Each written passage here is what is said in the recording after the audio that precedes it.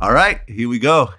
We Sure. have YBN Nahmir in the building. Yeah. You know, one of the important wave of new rappers that came out a few years ago and really made the mark and kind of really changed the sound of the music and really stayed hot this whole time, man. I definitely appreciate you coming in and talking with me. I appreciate you. No doubt, man. We out here. Well, before we get into anything else, you got a big song that's out right now.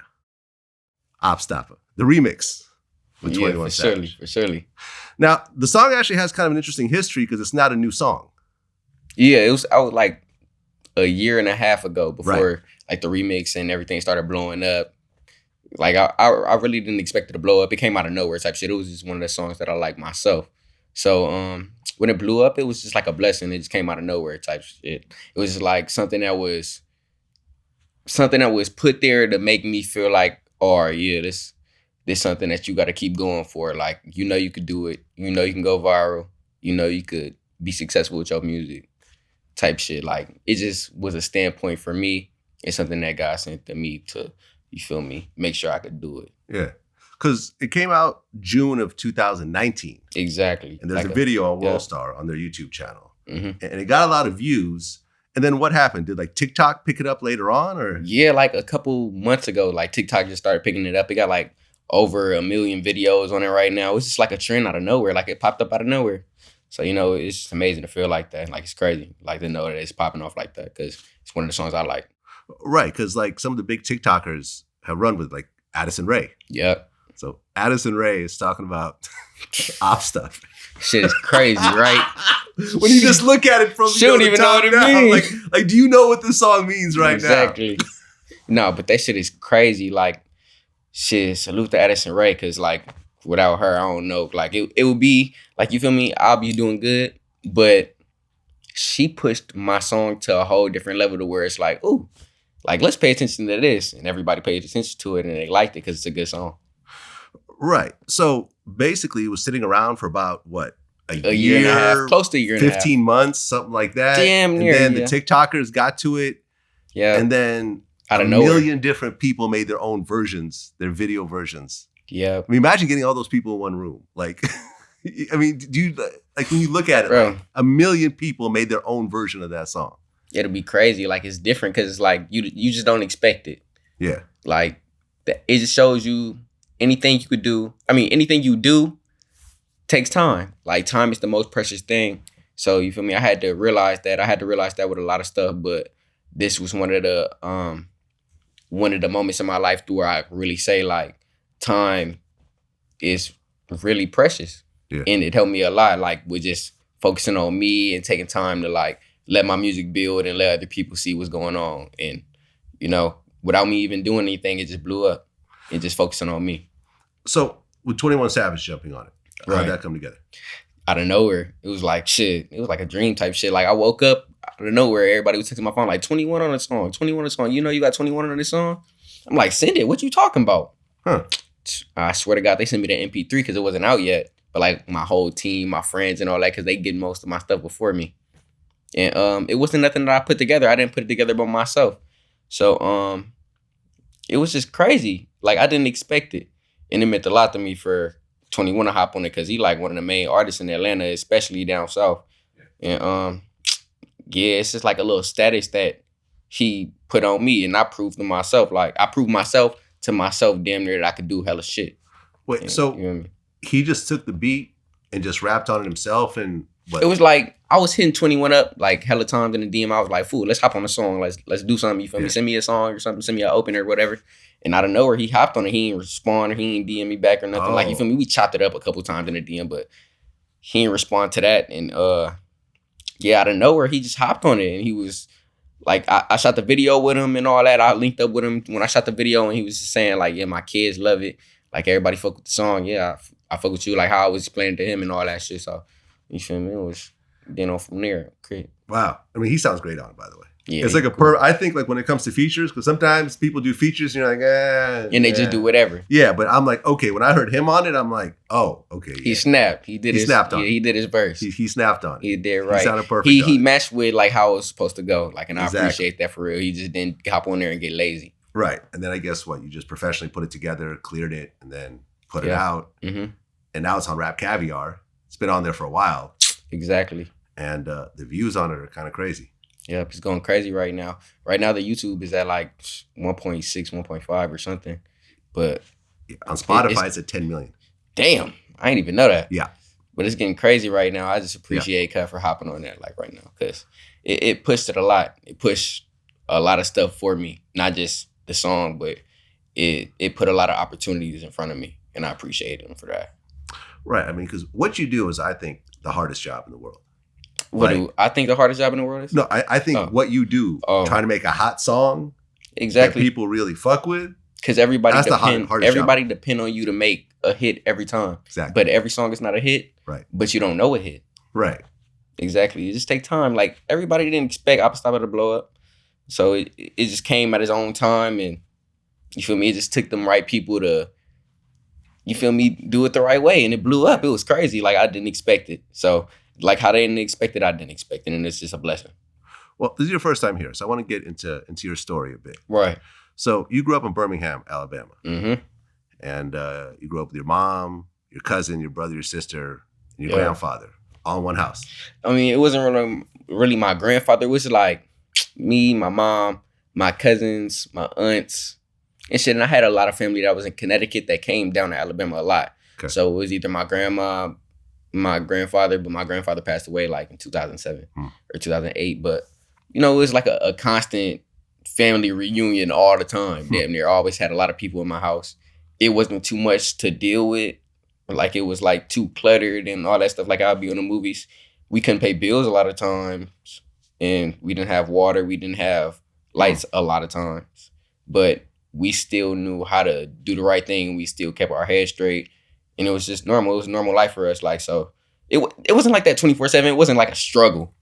Like, you feel me? I had a nice house. I had a nice family. You feel me? I got older. I started doing bullshit that put me in a wrong position where I need to think about like my mom and my family and everybody, you know, type shit. But other than that, I always had a good life. It wasn't ever nothing that'll put something in front of me to where it'll fuck up other than bills and my mother having to struggle. Well, I mean, you talk about not having electricity, not having water. Yeah. I mean, you kind of brushed over that. Yeah, I brushed it over. That's a big deal, though.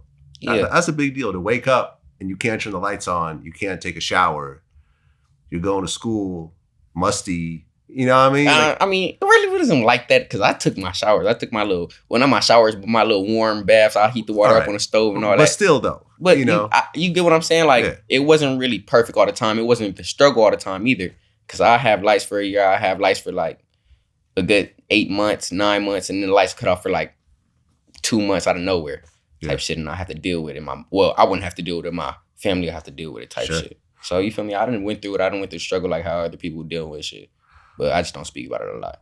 Well, you talk about a mom, 3 kids. Where was your dad during this time? My dad, he was in North Carolina. I really didn't talk to my dad. And I'm my mom only child. Like, my father have kids, too. Okay. So, like, my mom always just put me first. I was always my mother. Like, I was always a mama's boy. Like, you ever seen Baby's Boy? That's what they called me when my mom was at work and shit. Yeah. Like, she used to work at St. Vincent, so they always called me, like, Baby Boy and shit like that. But, yeah, I always been spoiled by my mom. I always had my mom do shit for me. Like, she always put me first before anything. She ain't ever put no nigga before me or anything. So I never had that feeling to where, like, I wasn't left from my mom. It'll probably be like my friends not having that love from their mom or their family, and they'll come over my house type shit. So I always had that love around me. It was never just like she didn't give a fuck or she couldn't do it. Like, she'll make it work. Well, 14 years old, you got an Xbox 360. Right. And that changed your life. Yeah, that changed my life. I mean, I wasn't 14. I was like probably like 12, 11. Okay. And you feel me? It was Christmas. I walked in the living room. It was one day I walked in the living room on Christmas and I looked around. I didn't see nothing. I was like, damn, Santa Claus ain't bring me shit. Like, I'm like 12, 13, still believing in Santa and all that. Like, I had a good family. Like, you feel me? I did my own shit. Like, when I got like 14, 15, I started growing up, getting into school, seeing people do shit, like easily gullible influence. But like, I always had a good family. I always had a good influence around me to where it wasn't no bullshit. But you feel me? I got the Xbox 360 on Christmas, and ever since then, I was like on the game. I had a connection with a bunch of people on there. I had like a lot of friends that I met in real life because of the game. And you feel me? They really pushed me to do all the stuff that I'm doing right now. Without them, I don't know where I'd be at. And they was my real life friends. Not my real life friends, but those my real friends, the people that I met on the game. Well, you started with Rock Band. Yeah, right? I started with Rock Band. And didn't you use that to make your first song? Yeah, I used Rock Band to make my first song. I used the mic off there. I plugged it into my laptop. And I was like, damn, I didn't know I could record vocals. I downloaded Mixcraft and all that. Recorded my first song in there. I made a diss on Almighty Jay. You feel me? He a YBN member too and all that. Everybody know Almighty Jay, but you feel me? I made a diss song to that nigga. And yeah, after that, we became cool out of nowhere. And it was just like, we just gained that friendship. And we made something that nobody else could make. We like the real first group to really take off from a game. Not as just like, oh, we was rapping on the game all the time or like gamers for real. But we all met on the game and we made this shit happen the way we wanted it to. We made a career out of all this shit. Even if it's not for rapping, it's a lot of people in the background that we don't talk about that just got their shit settled because of gaming, got their shit settled because they're an entrepreneur or something like that. It's so much stuff in the background I won't talk about, but they did it all because of the game. Well, I guess you guys were playing Grand Theft Auto 5. Yeah. And you'd hang out in like the Xbox Live parties. Sure. Yeah, that's where YBN kind of formed? Yeah, on Grand Theft Auto 4, that's where it really formed. Like it was, I met my homeboy Valley that passed away and shit. So I met him. Well, no, I didn't even meet him first. I met my homegirl, Valley Girl. So you feel me? I was cool with her. And she was calling me her son. I was Valley Boy Jr. at one point in time and shit. So you feel me? I met her, met him. This Grand Theft Auto 4 times, like 2012, 2013, back in the day. Then Grand Theft Auto 5 came out. I started really fucking with my homeboy Glizzy. And it's like the main clique of people that really put the structure in everything. Without them, it would have been none of this shit.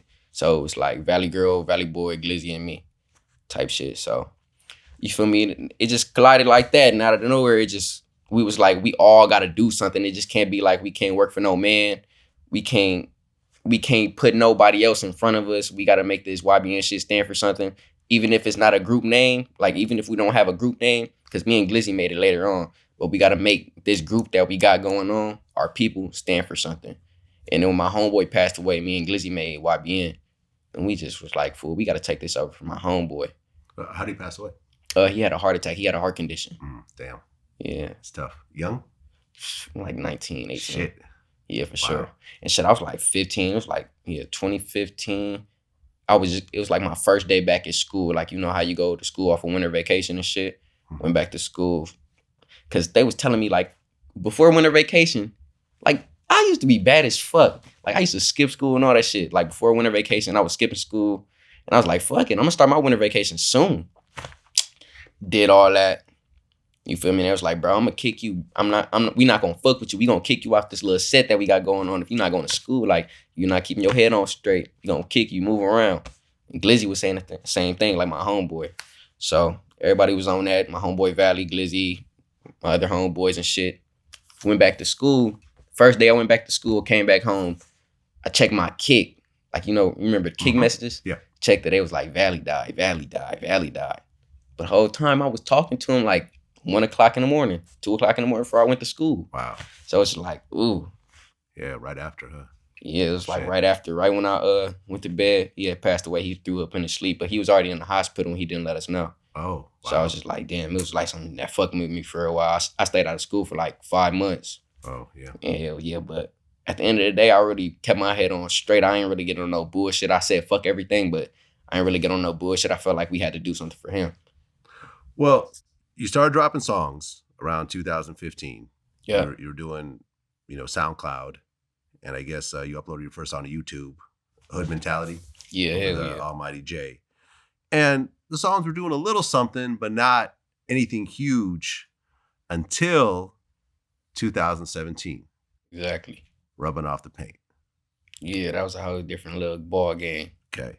You put that together. You were 17 at the time, still in high school.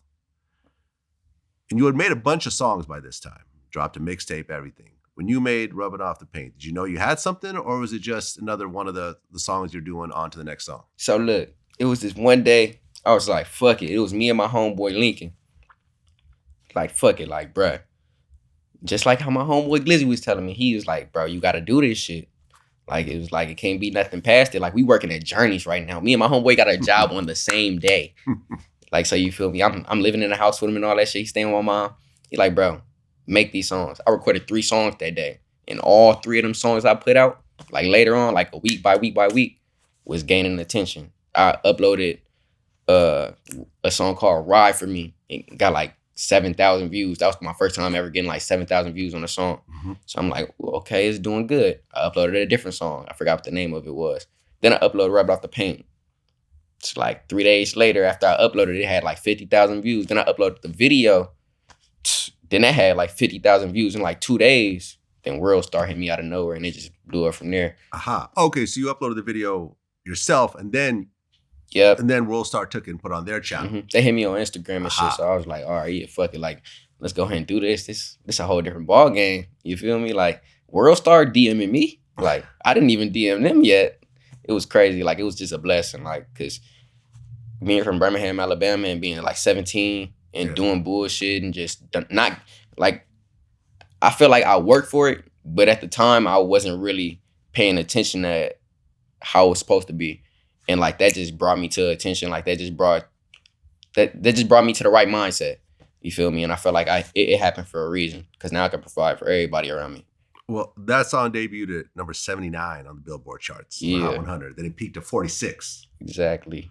Which someone from Alabama probably hasn't done in probably 15 years. Probably motherfucking Rich Boy or somebody. Yeah, that's what I was going to say. I was going to say Rich Boy. Somebody like Rich Boy, I swear to God. Right. Like, who had a major producer behind him and a major label and everything else like that. And I actually looked up that song. That song has about 500 million views between YouTube and Spotify. 500 million with a B. Damn. It's like, how many people could, like, how are so many people listening to, like, are they replaying? Like, I know they replaying it, but like, god damn, it's like that. You know how many people really listening to that shit? It's like half of China. It's different, bro. Like, it's crazy. Like, you wouldn't expect it being so young. Well, right, because you're still in high school at the time. Exactly. So how are you're going to class and you got this song that's blowing up, but you're still going to class, but that doesn't really work out, right? I mean, shit, I went to school for like 2-3 it was it wasn't even, it was 2-3 days. I went to school for 1 day. Then I realized like, ooh, I'm tripping. Like, I'm a distraction. Went to school for the second day. It was like a half a day. Left with my homeboy. The third day, I was like, man, fuck that. I ain't even going to school. I went to school like the week after. And I was like, yeah, I'm going to pull up in a Lambo or something. I ended up not pulling in the Lambo, but I still went to school. Everybody was like, yeah, YBN Nahmir, like, we don't even call you Nick no more. We love you. And this shit was just crazy. Like, it felt so good. Like, you feel me? I always had that, you feel me, that leverage to have people around me to where it feel good. But like when that happened, where I knew something was happening good, like, it's nothing that could stop it. It felt amazing. Like, cause I knew it was something perfect coming. And this shit was perfect for me. Well, you're still an independent artist at this time. And then I guess another label tried to finesse you out of the beat. Yeah, bro. It came out of nowhere type shit. It was like, I don't even exactly remember who it was, but it was like some little bullshit. Hella people involved at the beginning. They start getting in their feelings and shit. Mm-hmm. But at the end of the day, they was all trying to fuck me over. So I made the right decision for me. And after that, everybody started getting on their own little bullshit. Well, Tay-K gets mentioned in the song. Yeah. And I guess he took it as a diss. He didn't really take it as a diss. His people took it as a diss. Okay. Was he locked up at the time, or was he still on the run, or what? I don't know. Tay-K was? Yeah, the nigga was on a. Yeah, matter of fact, cause I was fucking with Cub music. Right. That's the point. Like I really fucked with his music and shit. So when I mentioned him, I wasn't saying it like, oh yeah, fuck the nigga or nothing. I was saying it like, it's like, you feel me, free Lil Tay. No, he keep a K, but not Tay-K. Like my brother was locked up.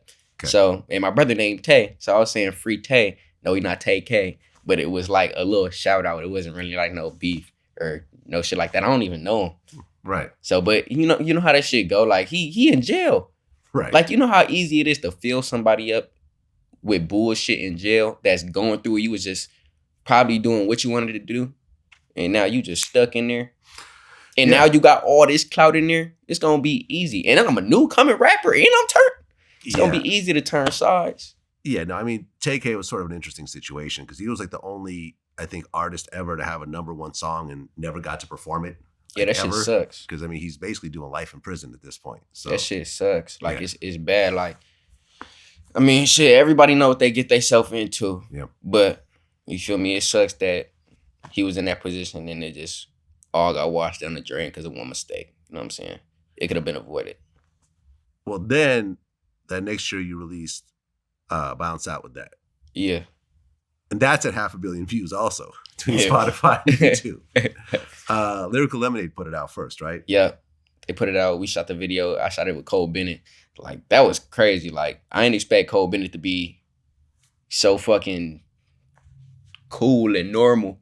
Like, I expected him to be like, to be honest, I'm not gonna lie. I expected Cole to be like this stuck-up white dude that didn't give a fuck about nothing, just shoot the video. And I know that sounds racist as fuck, but that's how I expected him to be. And when I seen him and I met him, he was so fucking cool. Like, I really look up to Cole like a big brother because he got the right intentions for everybody. He got the right soul mentality for everything. And he always gonna look out for his people.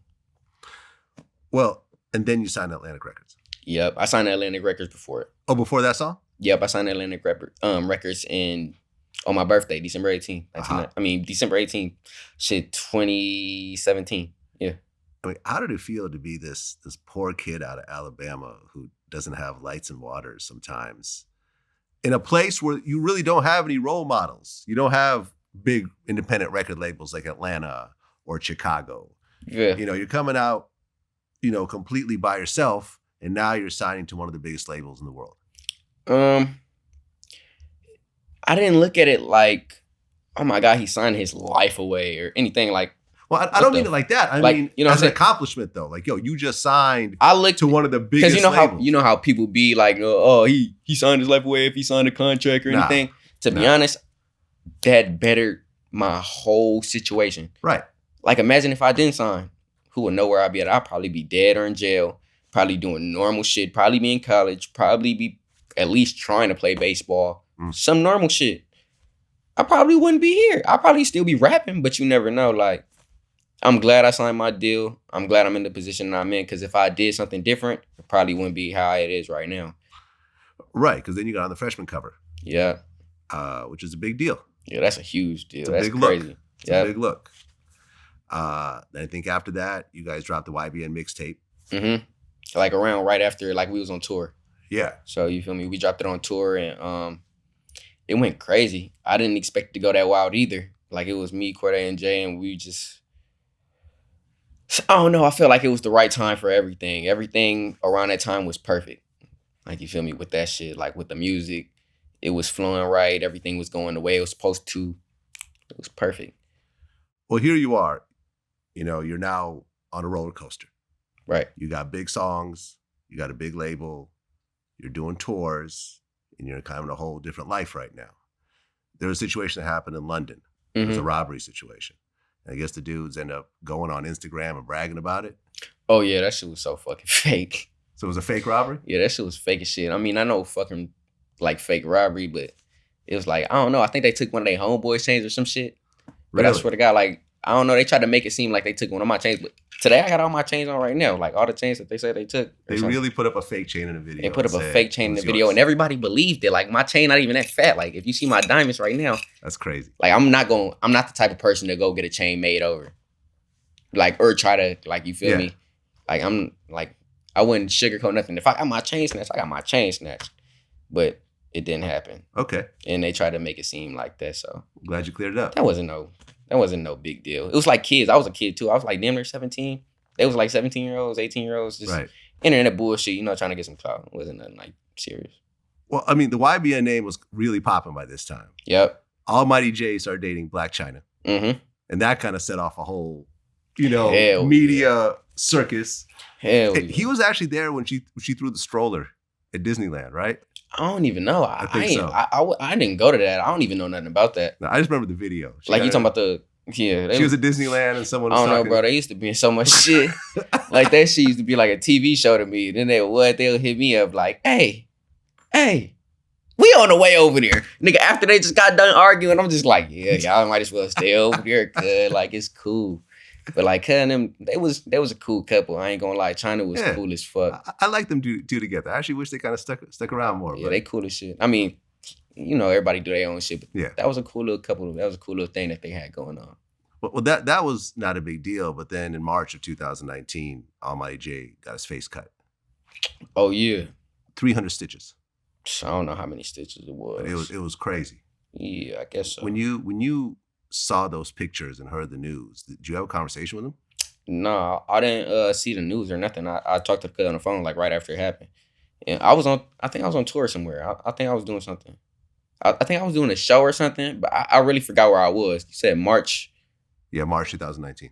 Yeah, I must have been doing something, but I remember he called me. I was on tour on a bus or somewhere. I mean, or something somewhere. And I just finished seeing his face all cut up and shit. He was smiling on the phone like, yeah, they got me. They got me, bro. He was like, smiling. they got me. Yeah, he was laughing and shit like, Wow. bro, like, I Okay. can't believe they got me and shit. And I'm just like, bro, what the fuck happened to your face? Like, bro, I'm not crying or nothing, but like, I'm kind of like getting to the point to where it's finna be like bullshit to where I'm gonna bounce out and do my shit. But Yeah. you feel me? I mean, he said it was his own fault. He had no security. I mean, Yeah. I don't. You can't really. It's unfortunate that you have to think like that. You gotta pay attention to your surroundings. Like at the end of the day, like he know what he was getting himself into. He not a normal person. He is Jay. Like if you know Jay, you know Jay. So it's not gonna go out.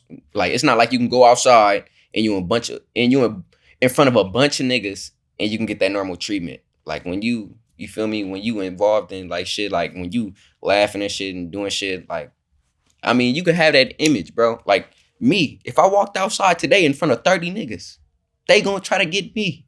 Cause you feel me? They gonna get anybody. It's just how it is. Like niggas think this shit is sweet and think it's a game until something really happened. And you feel me? He wasn't ready for that to happen. Like he couldn't avoid it in no type of way unless he stayed and did his shit and not have went to the hotel. Like how he's explaining it or whatever. Like, I don't even know. I wasn't in no fucking New York when it happened, so. Yeah. No, that's sad, man. I mean, that's why people really have to have security and professional. Because I think once people see professional security, they kind of back up. You don't even got to have security. You just got to move right. Like, don't let nobody know where you live. Yeah. Don't let nobody know where you're going. Right. Because at the end of the day, security costs a lot of money, and that's what people don't understand. Everybody like, oh, you need the security. Oh, you need this around you. But all you got to do is move right. Move like how you was moving before. Yeah. Don't be around all the people that you think solid. Don't go all the places that you want to have fun at. Just be cool. Stay in your house. Don't let everybody know where you stay. You'll be solid. You don't got to pay all that fucking money for no reason. You don't got to be all these niggas.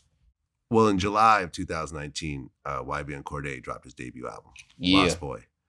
It was nominated for Best Rap Album at the Grammys. Hell yeah. And honestly, I thought it should have won. It was hell of an album. I was pissed when he didn't. Really? I was pissed as fuck. What do you mean? We all got, bro, you don't even understand. Like, it's just the feeling like something being taken away from you, even though it wasn't taken away from us. We felt like we all should have won for Cordae. Like, at the end of the day, that's Cordae. Like, that's somebody that's around us every single day. It don't matter about nothing, like, at the time, like, or anything. That's a big accomplishment. Anybody that's involved in our life gonna know, like, it's a hurt feeling. It's like you lost the Super Bowl or something. Still got nominated, though. It still got nominated, still got one of the 5. Because it don't happen to everybody. It's so crazy. Like, I'm just happy that he could do it again. He gonna win next time. Oh, yeah. No, like I said, it was a hell of an album. I played that album to death. An amazing one. Amazing album. That's an artist right there. I'm not gonna lie, and I wouldn't sugarcoat nothing. He know what he doing. Oh, yeah. He know how to make music. Before I met him, he was making real music. He's not just a person that's gonna sugarcoat it and then act like he know what he's doing. He really know what he's doing.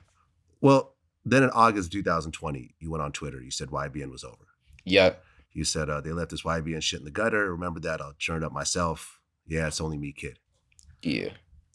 So at that time, were you Cordae and Jay? Because there's a bunch of members. I'm looking down the list of YBN members, and it's like, you, Almighty Jay, Cordae, Glizzy, Manny, Walker, Perry, Carl, Day, Malik, Nicky Bands, Coop. Like, am I naming them all at this point? Or I mean, it's a lot of people that you name that we don't even talk to no more, not even around. But, okay, but like, I mean, when you say it was over, everyone assumed it was like the 3 main people. Yeah, like as like the public eye.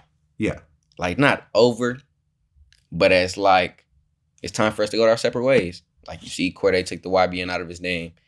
You see Jay doing his own thing. Right after that tweet, he took the YBN out of his name. Yeah, I had got off the phone with him like 2 days ago. And like, 2 days before, and we was chopping it up, but he really didn't say it the fullest. I understood exactly what he was saying. I didn't expect him to do it, but he did it.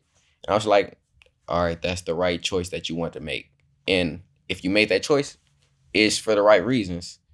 You know what I'm saying? Like, everybody don't got it right like how we got it right. So if he doing that, he doing it for the right reason. And I can't get mad at him, but I let my emotions show the best of me when I got on Twitter. And that's where it was fucked up at. And we done all did it. Cordae did it. Jaden did it. I done did it. But in that situation, I put it on the internet type shit. And that's where it fuck up at. When you put shit on the internet, it ruined the whole image of everything. Yeah. But yeah, at the end of the day, we all brothers. He got this shit lined up. If he need anything, I got him. If I need anything, he got me type shit. But right, because he did an interview with Elliott Wilson. And he asked somebody, he said, well, sometimes friends drift apart, but these will always be my brothers. So he didn't have anything bad to say. It's all a part of growing, fool. Yeah. Like, you got to remember, everybody that you grew up with in high school, how many people of them are around? How many people that you knew from when you had a job, when, like, you feel me? Back in the day, like when you had your first job, how many of them people are around? Like, it might not be none. But the people that I got around me, even though they're not around 24/7, I feel like they got the best intentions for me. Even though it don't look like that in the public eye, they got the right intentions for everybody around them. Like, you feel me? It would never be the bullshit that people want it to be. Like, you feel me? Yeah, I mean, because he started, not only did he have a classic album, he started dating tennis star Naomi Osaka. So that put him on another plateau, on an international plateau, a sports plateau on top of it. And I mean, even though you do drift apart from people that you've worked with and so forth, when a group of people are reach fame together, because you were hot before Cordae, and the YBN name helped him to kind of get in position, and then he took that and ran with it, just like Almighty Jay ran with it, and so forth. So it's a little different. I mean, like, a lot of people wanted me to be like, all right, shit, like, I put everybody in the position. Like, I grabbed Jay from doing what he was doing. I grabbed Cordae, put him in a position and shit, and they used his YBN shit. But at the end of the day, they used it for the right reasons. Yeah, you benefited from it also. Imagine if I didn't do that. Imagine where they would be at. Imagine where I would be at. It wouldn't be no YBN. It would just be YBN Nahmir. So everybody used they shit the right way. Even if people not looking at it like, oh, are you supposed to keep this YBN shit forever and all that shit? He did it for the right reason. If Jay not fucking with me, or like, cause he is, but if Jay not doing the YBN shit, he doing it for the right reasons. It's stuff in the background that a lot of people don't know about. So it's a lot of emotions and a lot of different stuff that we don't talk about. So I understand why people would do their own thing. Cause it's a lot of old niggas. It's a lot of other people that we can't deal with and have no say so to do what we want to do type shit. Yeah. So I understand, like, I wouldn't be stuck in a fucked up position either. So you and Almighty Jay are still cool? You guys still talk? You and Cordae still talk? Yeah, I talked to Cordae. Well, I talked to Cordae like a month ago. He came to my birthday too. Okay. Talked to Jay like a week ago. I played a game with Jay too. I played Twitch with him and all that shit, like on Grand Theft Auto. It's dope, man. So, you feel me? We all keep in contact. That's like, dope. It's like them still my brothers at the end of the day. It's not like it'll ever be any hate to them or anything. Well, at one point you said that you put Alabama on the map. Yeah. And everyone got in their feelings. Yeah, hell yeah. I think we actually did an interview with, TLE Cinco, who commented on it. Yeah, I think I seen that shit. Earlier this year, YBN Nahmir, he went out and said that he put Alabama rappers on the map. True story. Did you respond to that? Because there's a video saying that you're responding, but I'm not sure if you're actually said his name or not. I didn't respond to it. When YBN Nahmir put out, he said he put Alabama rappers on, but I didn't respond to it, but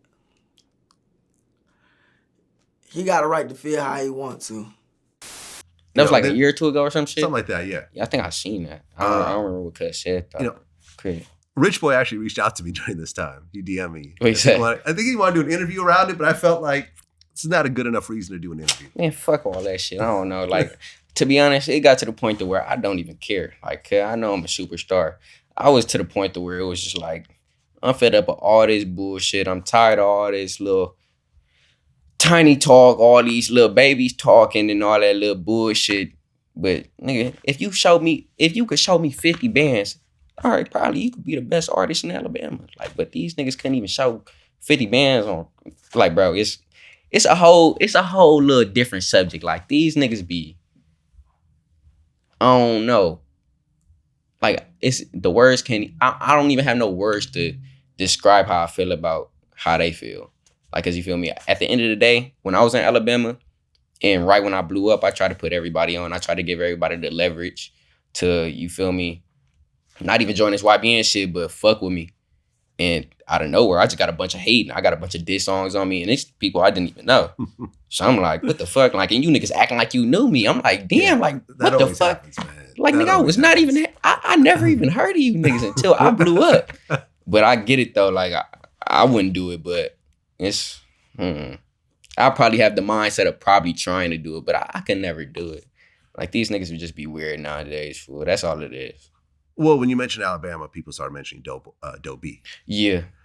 Rest in peace. I actually interviewed him shortly before he died. For sure. And he even talked about how he lost his eye and everything else like that. He was really on his way. Yeah, I used to listen to Dope B a lot too. Yeah. But when I said like putting Alabama on the map, I meant like, who the fuck really like was doing what I was doing? Like, who made 20 million views in 2 weeks? Yeah, I mean, to 30 be fair, million. yeah, Dope B was Like, more shit of an like underground artist. Yeah, he was like an And underground artist I'll at the time. just say that in case no one else wants to say it, I'll say it. Dope B was on his way, but he died too soon. You know, T.I. was fucking with him. That's actually how I met him in Atlanta. But he didn't get a chance to really get to that next point. He was positioned. And he was killed at the time. So Killed by like, one of his homies. Like, so it's just bullshit. Like, so at the end of the day, he's a legend. Yep. But what I was trying to go off of is like, who doing it better than me? Like, who did it better? Like, could you name somebody that did it better than me? Like, who came out of Alabama, Birmingham, Alabama? Like, out of nowhere. Like, niggas don't even know me in Alabama for real. Out of nowhere. Not no going to the club 24/7, doing all these club performances. I didn't even have one performance in Alabama until I blew up. So it's like everybody doing all these club performances, doing all these YouTube videos and put out 50 songs, 60 songs, doing all these interviews, doing all this shit with all the artists and doing all the songs with all the artists in Alabama and still ain't getting nowhere. And I'm not no hating type of nigga. I just wanted to tell it how it was at the time. And I was just like, who doing it like me? Like, fool, I hit damn near 20 million in 3 months, 2 months. Like, I never heard of nobody even doing that out of Alabama before. Like, I was looking at Trippie Redd and the Migos and all that type of shit and Cole Bennett and all that type of shit. It was just, I was kind of in my feelings. I wasn't in my feelings, but I was, because I was like, damn, how you niggas gonna say, like, I didn't do this shit for everybody? Like, I opened the gate, even though it was already open. It could have been open, but everybody on bullshit and had their mindset on bullshit.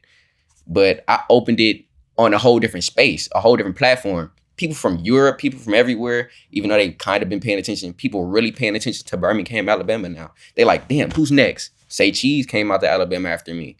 All these fucking interviewers, Split TV, all these little interviewers and everybody that's, you feel me, got a platform, at least a tiny bit of platform or anything, they came to Alabama right after I blew up. So it's like, I feel like I opened that gate for a lot of people, but I just explained it the wrong way. And I was kind of mad because niggas was like, fool, you niggas on, like, you niggas know. Like, it's just like, bro, like, come on now. Come on now. Well, I actually looked it up. Gucci Mane is actually from Bessemer, Alabama. Yeah, that don't fucking count. Right, but he made his name in Atlanta. Count. Hell no, that don't fucking count. So, nigga, my dad and my mama know Gucci. Like, you feel me? Like, Gucci from Zone 6, cuz. Right. Like, it's a, yeah, fool. Like, that's an Atlanta nigga, bro. Like, Yeah, he from he's Alabama, Atlanta. bro. I swear to God, like, Yeah. Gucci will pull up to Alabama today. He'll pull up to Bessemer right now and be thugging. But he do his own 6 shit. He got it on lock. Like, Yeah, ATL is his platform. Yeah, he's East Atlanta. Well, I mean, at the end of the day, you got to take your crown. It's not going to be given to you. So at the end of the day, you got to let your nuts hang and say, if I'm the king, I'm the king. And let whoever want to hate, go ahead and hate. But sometimes you just got to get past that shit and be like, man, fuck it. I know what I could do. I know what I did. I know I'm here. I know I'm the best out. Well, at least I feel like it. So, you know what I'm saying? The numbers speak for itself and all that shit speaks for itself. But you can have your favorite art. Like, you can have your favorite artist. You can have your favorite whatever. But when it come down to stats and when it come down to real life shit and I'm trying to prove a point, I'm not just going to fill bullshit up in people's ears. I'm going to just let you know what it is for real. Like, I feel like I was the main person blowing up out of Alabama, especially out of the last 10 years that could open a gateway for us. Now, you're wearing a Rap-A-Lot chain right now. Yeah. What's the Rap-A-Lot connection with YBN? Because Almighty Jay has a Rap-A-Lot chain also. Yeah. Right? Are you guys signed to Rap-A-Lot? We the thugs.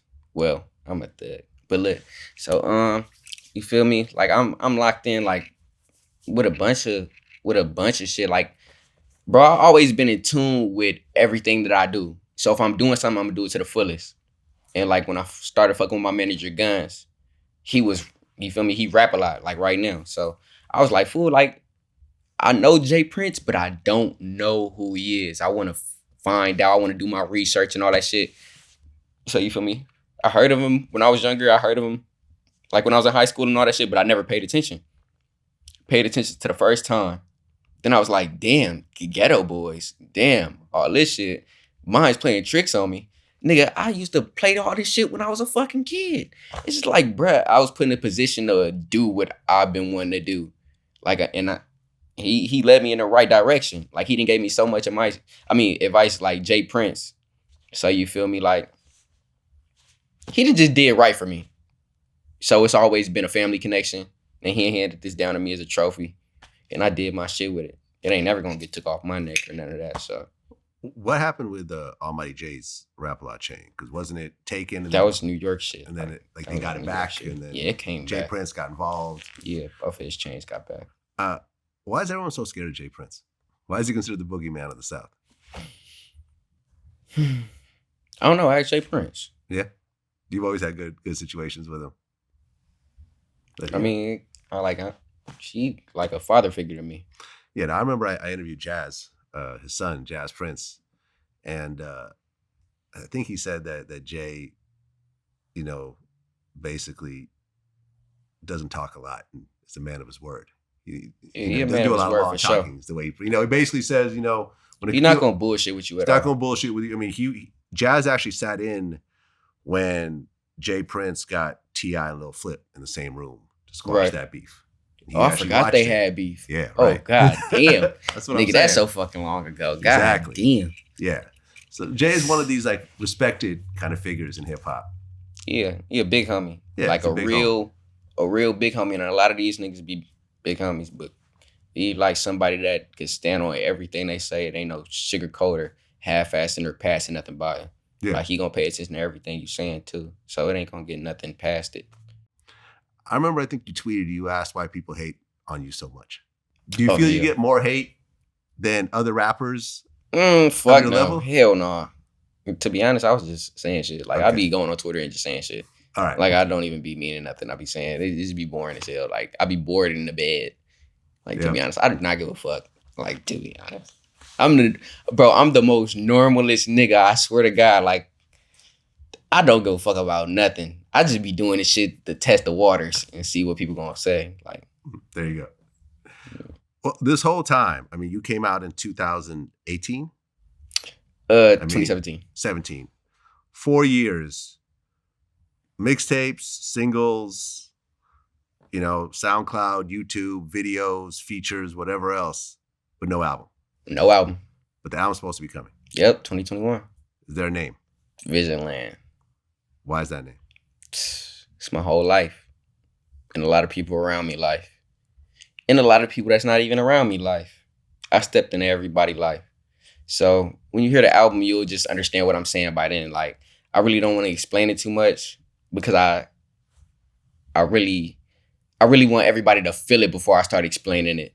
So when you hear it, it'll just be like, all right, he stepped into my boundaries too. He stepped into my lane too. So I can understand it more instead of it just being something that Nahmir put out. Any features? You can mention? A lot of them. A lot of features. A lot of them. 40 water, E40. E40, cool. Because the Bay is actually a big influence on you. Yeah, for That's sure. where I'm from. Yeah, for sure. Oh, you from the Bay? I'm from the Bay. What part?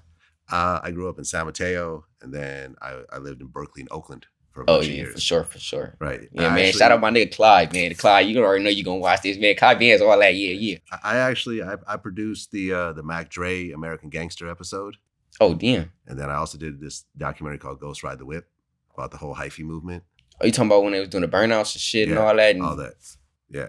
Yeah, I think I seen that on YouTube. Yeah, no, the Bay is kind of like a home. That's really my real home. And if That's you crazy. look, you'll always, like E40's biggest interview was with me and Too Short, and I used to DJ for Keek the Sneak and yeah. else. Yeah. Damn, what the fuck you tapped? Yeah, nigga, hold up, I need to fuck with you, girl. Yeah, and you even said that, I guess, growing up, there weren't a lot of Birmingham rappers, so you listen to like E40, Tupac, Eazy-E. Exactly. West Coast hip-hop. A lot of West Coast shit, or is Lil Boosie, or is down south shit, like, you feel me? I hit that Boosie or that Webby on. I was kind of listening to everything, to be honest. I was listening to, you feel me, Big Pun, Fat Joe, DMX, fucking everybody, bro. Like, I was really in tune with music when I was younger. What's next for you? I mean, you got the album coming out. Is there a date for the album? Not a date right now. Okay. What's next with the album? The album is done already. Done. I'm just waiting for a date. Okay. And I think the date is going to be soon. So, okay. You feel me? I'm just waiting for that date to pop up in my head like, ooh, it's over with. Like, That's really it. Like, the music that I'm going to drop before my album is going to be amazing. So I'm trying to show myself and show that other side of me a little bit and give them a little taste before I, drop my album so they can get a little feeling of it. Okay. And can you mention who the features are? I mean, I don't want to speak too much. Don't it's a surprise, cuz. Yeah, I got them shits, man. I got them shits. Because you've had a lot of people you've done features with. Yeah, bro. I got so many songs, bro. And I put the bangers on there. I ain't put no bullshit. Okay. Well, Nahmir, man, what you pulled out, what you've done in these years is exceptional. Coming from a place where you didn't have anyone to look up to. You didn't have that label. You didn't have like a QC that just kind of put you in the roster and just got you a bunch of radio play and put you on tour. Like, you really got it out the mud. Yeah. And, creating something from an Xbox Live chat room, to create where you have multiple superstars that came out of that chat room. You, Jay, Cordae, who really, each of you guys kind of got it in individually, with your own style and your own followings. And, it's the hardest thing in the world to keep doing songs. And there's so many artists that'll have that one hot song and then that's it. Yeah, it's over with. Yeah. That's what a lot of people expected to be with all of us. Like, they expected me to just make Rubbing Out the Pain to be over with. Then I surprised them with Bounce Out with that. Then I did 1942. Then bro, it's like they always expected to be the end of it. Like, that's what everybody got to understand. They're waiting for the end because they're not there yet. It's so many people in this world that want to judge you because their world is fucked up. And they'll try to make your life horrible because they life horrible. But they trying to hide that shit. Yeah. So they'll try to fuck with you. And I had to learn that a long time ago. Especially when I was like 18, 19, growing up, not by myself, but like really growing up out here and trying to pay attention to everything and like people trying to manipulate you and do all the bullshit around you. You got to learn how to get past it and learn how to avoid it. And that's what I really learned. Like, it's a lot of people out here that's trying to fuck you over or try to bullshit your mindset because they mindset fucked up. And you just can't let it fuck with you for real. Well, look, man, it looks like you got a good team around you, good head on your shoulders. A maturity that you don't see a lot with people your age, man. And, you had to learn quickly. Yeah. Without a role model. Yeah, without no role model or nothing. And a lot of people, listen, man, I mean, I just interviewed Lil Bibby and talked about how we lost, Juice WRLD at 21. Yeah. And he was massive. Massive Superstar. But it just shows you how quickly that fame and that ride could just get to you and you know, get overwhelming, and it can be taken away like this, just like that. XXXTentacion, another person who was that the same XXL freshman? Mm-hmm. No, it was before. The year before, but roughly the same time. I talked to him so many times. He was just warning me.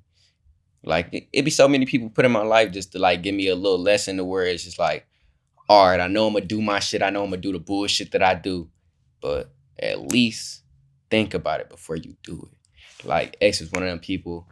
My homeboy Valley was one of them people. X used to tell me all the time. He was like, I seen him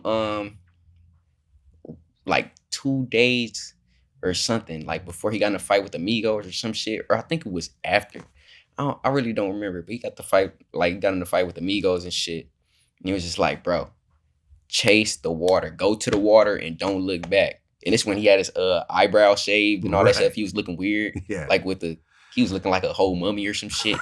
So you feel me? And it's like, I'm like, bro, what the fuck are you talking about? But like later on, I started to realize it. Like I was like, bro, he just wants you to, he wanted me to just focus on getting this money and stay out the way. He was like, go to the water and run and don't look back or some shit. I forgot what he said. Like, I'll remember it.